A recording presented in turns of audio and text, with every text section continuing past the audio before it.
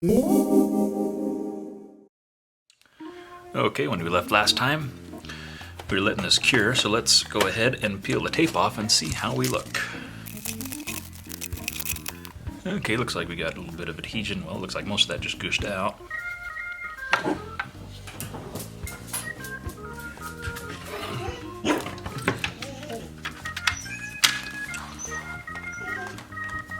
So I think we'll go through and see if we can encourage some down into this joint here, which I should have noticed before. And up in here, and we'll see if we can kind of pack some down. Would you relax? Just relax. It's cool. And yeah, get some more adhesion down here on the bottom side there. Looks like the same thing here. Yeah, so we'll try to get some down into this joint here and just basically reinforce as much as we can on the inside so we don't have to rely on anything exposed, you know, any exposed Devcon glue sticking out. So,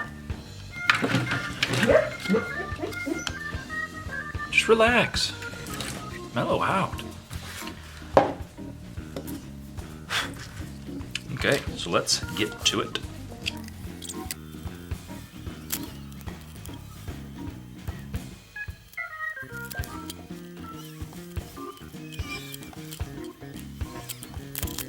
Okay, let that cure for a minute.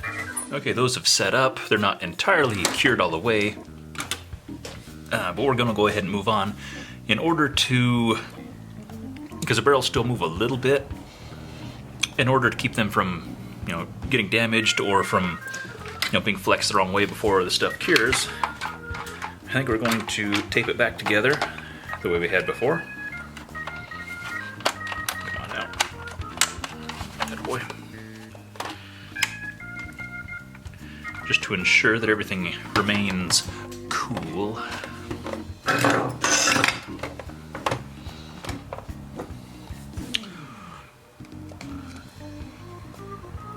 Oh, wait. We do have a little bit of Devcon in the middle of the joint. Right here where those meet up. So I'm going to take a piece of paper and fit that in there right where the joint is to hopefully keep the plastic pieces from gluing to each other.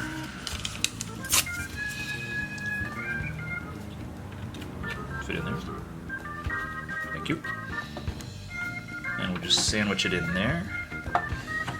That way if the stuff isn't totally cured, then it's not going to glue to the opposite side of the shell, and then, you know, we're in a world of hurt. If anything, it'll stick to the paper, rip the paper, and oh well. We move on, triumphant.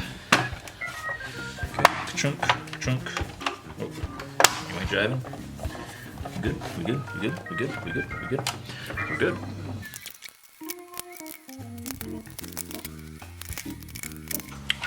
Okay. Now we get this guy in the action, which, you know, it looks really good as it is. Stick the barrel in there just for kicks because it makes it look cool. Okay. Instant coolness. Okay. Okay, now let's flip this on its back and just get an idea of the width we're dealing with. It's right here. We're going to lose, obviously, because we're wanting the grip more back here, so we're going to lose the back end of it. You know, like we've been kind of mocking up in the past. So we know we're going to lose that because it's narrower than the rest of the shell. So we tuck it up there. Then looks like it gets, it's actually, since we have so many varying widths, obviously this is too narrow, but actually it's pretty close right through this area where it's going to be, so we might end up kind of close, which will be interesting. Meanwhile, the top end area is still narrower than the main body, so we shouldn't have like a bulge sticking out necessarily. It should be pretty much the same width and really kind of blend well, I'm hoping. So, I think for status, okay, initial concern just looking at, we're gonna have to be cutting out, you know, this area here, the top or the front area of the grip in order to wrap around the rail. And I noticed that we're gonna be losing a screw boss. So I just had to check real quick, flipping this over to make sure, yes, we do have one here, which will be in roughly the neighborhood of where this one would be if we were to retain that one. So since we lost so many screw bosses in the integration part of things, we may have to add one or two more, which will be interesting because I've never really added screws to a shell. I've, you know, used screw bosses out of shells to mount stuff, switches and things. But so this will be kind of a first time deal, and it should theoretically work. So I think for starters, we'll start here and say, and this is kind of what I usually do with integrations. I say, I want this thing here. So I go, oh, well, first thing we run into is this. So, you know, instead of just immediately saying, oh, well, we need to cut off a bunch of stuff, I usually start with, okay, there's the impact zone, so to speak, right there where the rail is. So we need to basically cut the dimensions of the rail out of the front of this, and then fit it up and see what the next obstacle is, which is probably going to be back here. But at least this will get us, start tucking us up into there. So I think for the heck of it, let's take this apart. I could get the Dremel, but let's be low tech for a minute anyway. Quieter, less dust. So we say, okay, there's that guy, and yeah, let's go ahead and clear it all the way down to this screw boss that we were talking about. And we know it's going to be at least the width of the top square, you know, the squared off end of it. So let's go chunk, and we'll just kind of nibble it away, which is kind of crude. You know, I could come in with a Dremel and just cut it out and it'd be really nice, but there's nothing wrong with this. And for those of you who don't have access to a Dremel, there's an awful lot you can do with that one. They're super nice to have, and you'll use the heck out of them if you get one. But if you don't, you still can get by on most things. Okay, took it from, zoom in a little bit, kind of basically the top square, so to speak. You have, you know, where the line breaks and it goes down the side, and then another line where it kind of rounds off towards the front. So we basically just cut that square out of it. So we'll do the same on this side and see where that gets us. Okay, we got the top cut out. Focus. Focus. Yeah, that's great. Okay, and then we go, oh geez, okay, we get around the front of the rail.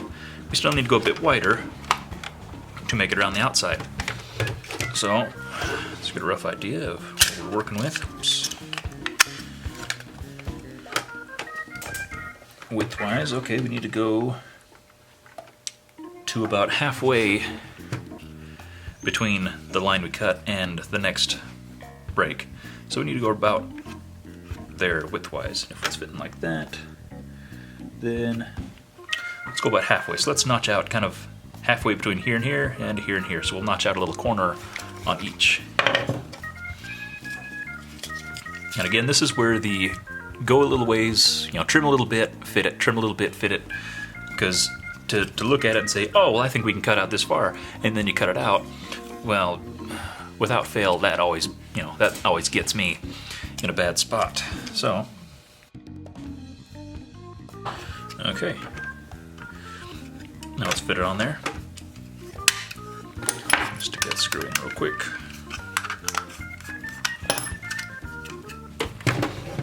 Okay, now what we have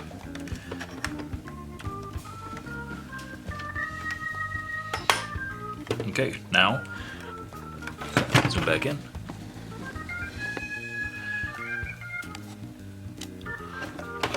It's fitting around the rail now, just to the point where we cut it, which is good. This means it's fitting in right. So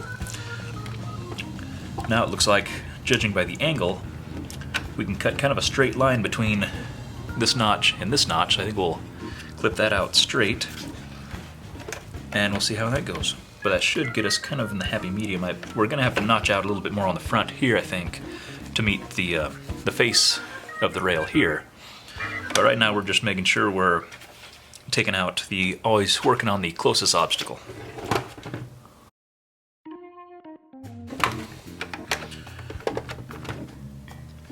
Okay, now we came up a little bit further, but you can kind of get an idea, or get a feel for what it's looking like now.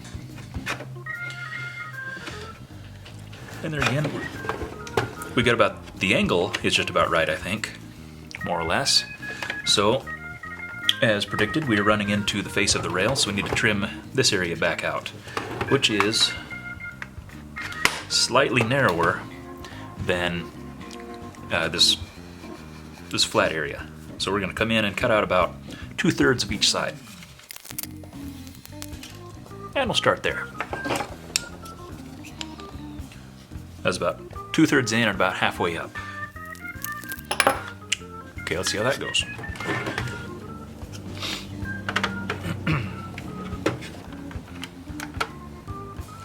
Okay, not quite wide enough to make it, so we're just gonna do one more clip on each side. Looks like we're a little bit further up.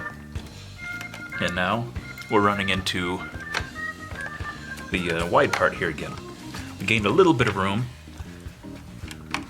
by doing that trimming that we did. But as you can see, we're running into this.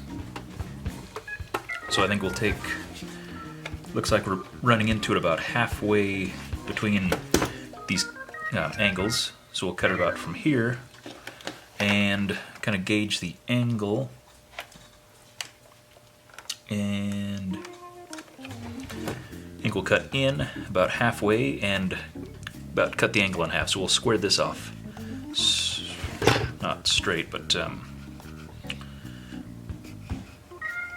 along the same line that we were seeing on the rail.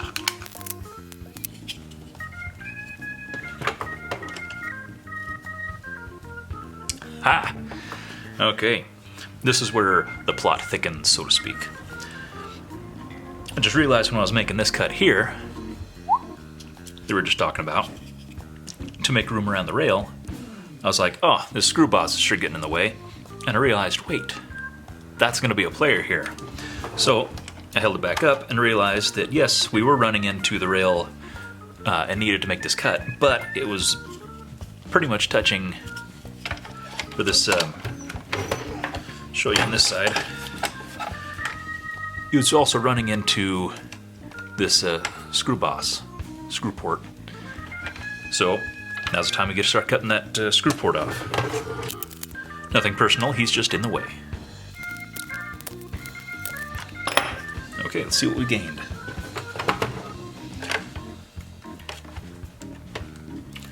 Gained a little room making this cut. We need to duplicate on this side, but it looks like eliminating that screw boss gave us a little bit more room as well. So we'll duplicate the cut that we made on this side over here. Yeah, it's not even, but it'll be even by the time we're done. This is just the rough fitting process, so things will look weird. Okay, holding it up. We do need to go just a hair wider. In fact, just gauging it, I think we'll cut this open the rest of the way. Hey, that's looking better. Okay, now we're in this territory. That means that now, actually that kind of fits in there kind of cool. That's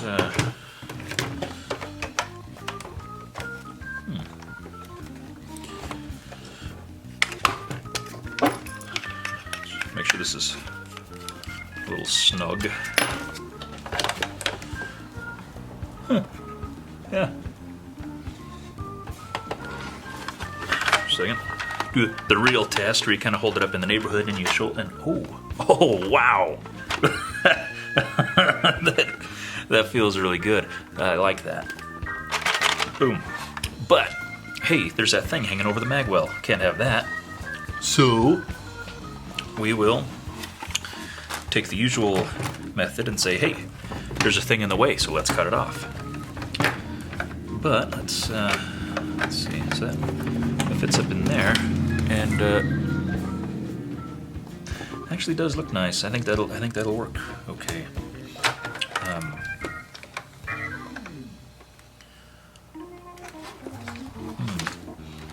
I'm just thinking there's two methods we could use here. We can either just cut it off and try to fit it in, and then we can create a panel for the back to cover up the hole. But well, we got a couple options here. We can tuck it up higher until this until it fits up in here more, and the top is up in here. But at that point, we start to lose some of the actual grip material, and this is all stuff that we learned now that we're actually fitting it. It's one thing to hold it up in above and say, oh yeah, that's going to be great. But once you start to actually fit things, that's when you start to learn what you can and what you cannot do. So this is a little, even just holding it here, it's a little more vertical than I was hoping. I was wanting to bring it back just a hair more, which is going to involve some cutting. So, like I said, the first thought is we can just cut it off and then figure it out later, hoping that it'll be up here and there won't be much room to cover, which is, good. Or a thought is we can pie cut this, that is, use the pieces we already have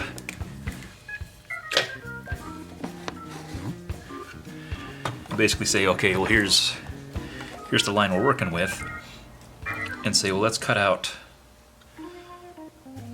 this much material, cut this down to a point pretty much, and then we can fold this piece up, and it won't quite align because it does taper down a ways, but I think it might get us in the area that by the time we fill it or get it DevConned in there, we can use the residual DevCon to kind of shape it and contour it a little bit, which that's a perfectly viable option. So let's take another look at this. Get this guy tucked up in there. I'm gonna do another hold test. Integrations, especially whether you're integrating like a Firefly or a Raven on something, or even just a fresh integration. I do this a lot. Just kind of hold the pieces together as good as you can, and hold them up and pretend like, oh, I'm shooting guys, and just kind of think, are my hands happy right here? And the angle on this is pretty good. I'm going to lean it forward just a little bit. Okay, leaning it forward just a hair, from going from here to here, which isn't that much of a difference, is a bit noticeable. My hand was kind of liking the slightly more vertical part of things.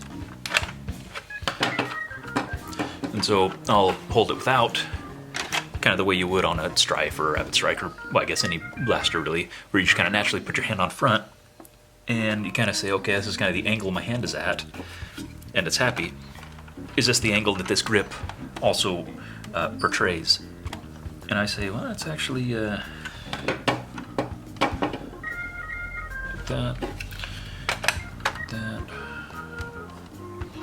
Huh. Okay.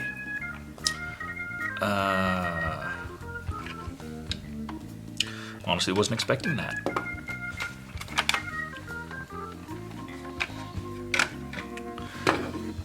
Okay, this isn't going to go exactly the way my brain had pictured, but that's not always a bad thing.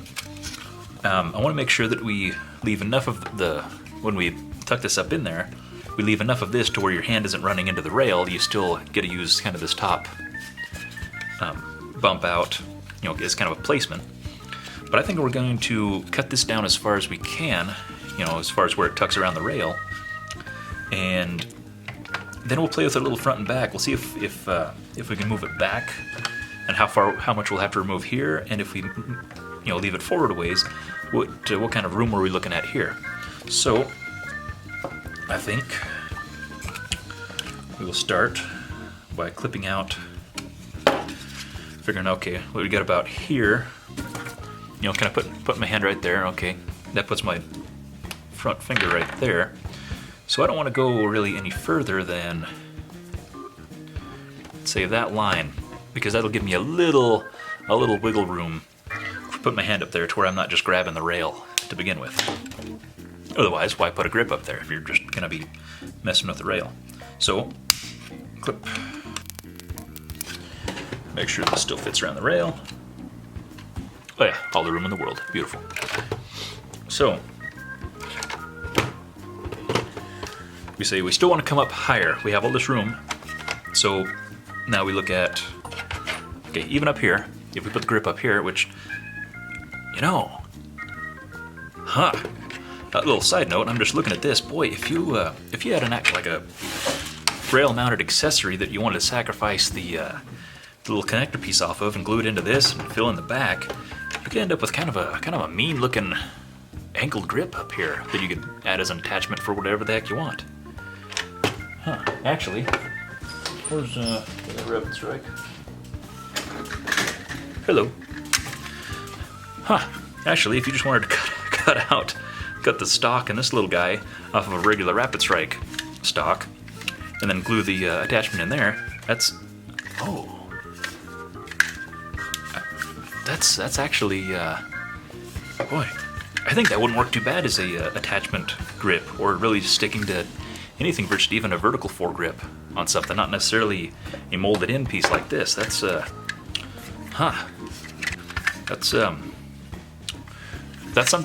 something to think about. There's potential there.